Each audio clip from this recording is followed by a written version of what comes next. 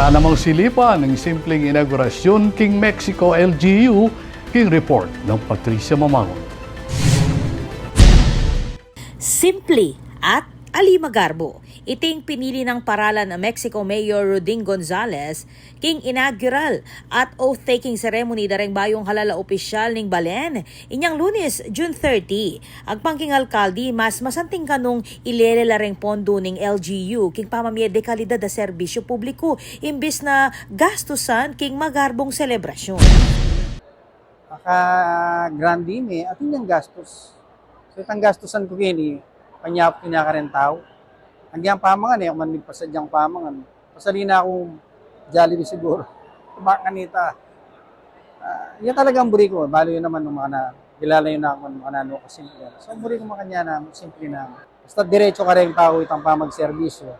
Harapan ko lang. Tunggal-tunggal. Hindi ko mamiling pagsabyan. Yun lang ang harapan ko lang. Buri ko pilasara nung nanoing kasi maswelo na ako king Beko. Pauli na ning binye ng upaya ning o pagkakataon ning apong ginungay ni kanako. So kailangan naman ibalik ko. Nung ating kong darandaman na o pipil na kaswelo ngini kasi ilang milukluk ka na ako ken. So kailangan na naman damdaman ding pakakalulo. Itang kanakong ibalik ka serbisyo ka rin. Dinikdik ng Mayor Gonzales na manatiling simple lareng aktibidad at pamitipon na ning lokal kapanibalan bilang alimbawa ning masalese at responsabling pamamuntukan. Kabilang kareng pegmaragol ning alkalde reng misondong proyekto kalupan ning sementeryo, reng papagawang dalan at drainage king palibot ning munisipyo. Itang ka na akong motor pool. Itang ka na akong public cemetery.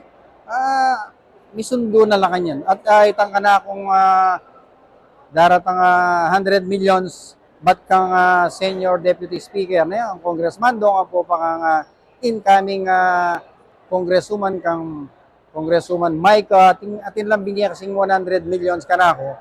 Bangka nito yung dudur tayo ni King Kabalenan itang kayang papaspalto king kay bat papadinan king carbon gutter palinis core and drainage kasi malapit na yung kauran. Bangka nito ang po pareng street lights ang gaking SM. Papadinan po rin. Yan po yung mabilog ka Kabalenan, baka kanita sumala naman kaya kaming munisipyo.